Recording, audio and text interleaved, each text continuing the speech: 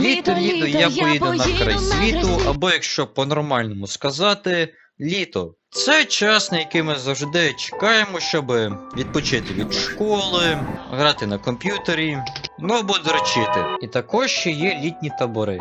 І, мабуть, всі, хто це дивляться, були, може, один раз в літньому таборі, неважливо чи в елітному, що дискотека кожну ніч, чи в поганому, що треба їсти кожен день кашу.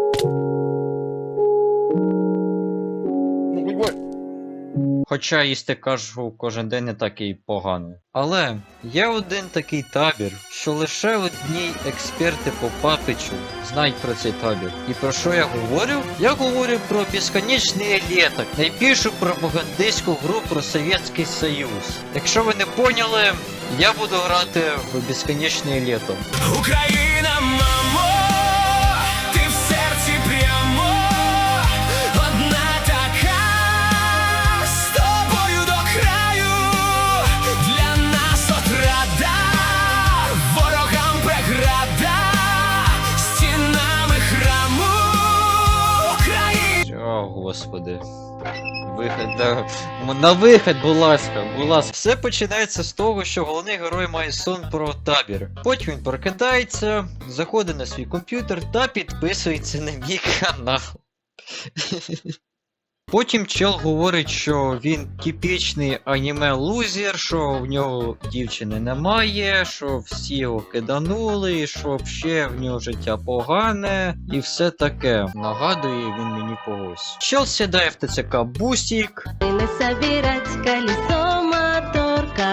і там засинає. І починаються аніме-тітри, тому я вам покажу мою чесну реакцію на це все. Де табір совєтський той, що Ленін ой.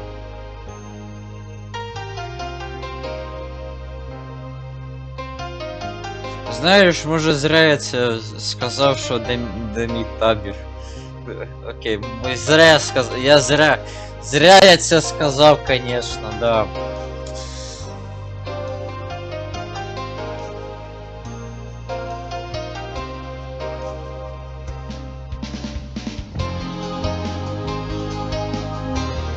Аніме-тітри.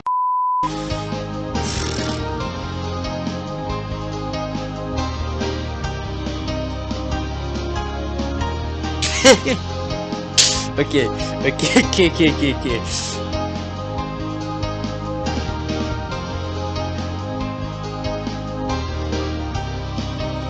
Що за хуйня?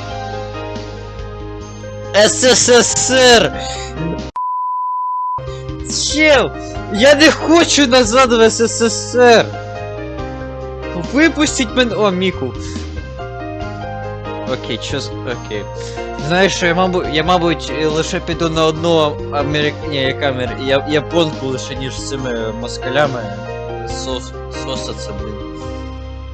Безконечне літо, уф, да. Потім чел прокидається, виходить з автобуса і бачить, що це літо і взагалі він біля якогось табору совєтського. Потім піонерша говорить, що чому ми тут сидимо, нам треба до вожатої йти. Тому чел йде до вожатої. Бачимо вожату, і вожата говорить, що ми будемо тепер з нею спати. І так, в тому самому сенсі, в якому ви подумали. Окей, ладно, я пожартував, ми будемо окремо спати. Коротше, головний сюжет такий. Головний герой попав в літо, хоча була зима, і він не знає, що робити, тому він старається зрозуміти, як йому назад повернутися, бо потім мені здається, що він став знову Але із-за того, що жінки не дають йому покоя, і друзі, це йому стає трохи складніше, щоб зрозуміти, що взагалі пересходить. І цілком наприкінці гри щось реально стає цікавим, бо ми зустрічаємо піонера, який виглядає на нас. І так ви все прекрасно зрозуміли. Це цілка на клуб. І це не один тут такий, що виглядає як головний герой. Ні, тут їх 2 або 3. Тому що один оцей, що поїхав кукухою, інший, що говорить, що не довіряти тому, що поїхав кукухою, і інший говорить, що треба за ним слідкувати, щоб втікти з табору і взагалі втікти з безконечного літа. Але я вибрав не за ким не слідкувати і взагалі йти назад до автобуса, бо по сюжету там вже був останній день, і ми вже там всі на автобус зібрались, тому да. І на кінці головний герой прокидається в своїй квартирі. І тому я отримав хорошу кінцівку під назвою Титан Одіночество. І ви поняли намек, да, що типу це оказується ніяка не хороша кінцівка, що це взагалі погана кінцівка, бо нам треба було робити рут з однієї жінки. І зараз я хочу поговорити, як ця гра є взагалі пропагандистською.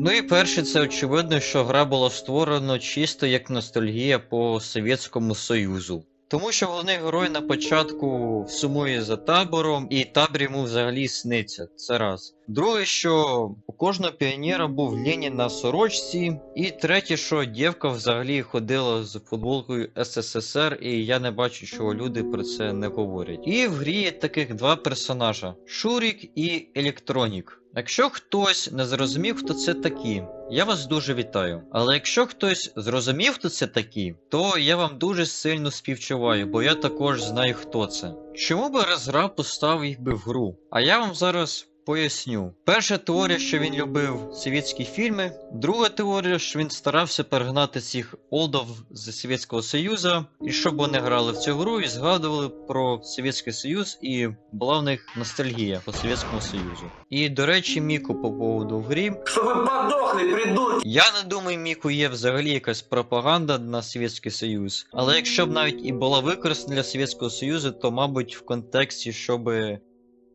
Якщо б там американець грав би в цю гру, то він був би як: «О, это же Мику! Нам нужно назад СССР! Капитализм говно! Нам нужно назад СССР, тут там Мику!» Ну ви поняли. Я думаю, це хороше місце, щоб зупинити це відео, тому дякую за перегляд, підписуйтесь на канал, ставте лайк і не грайте в цю парашку!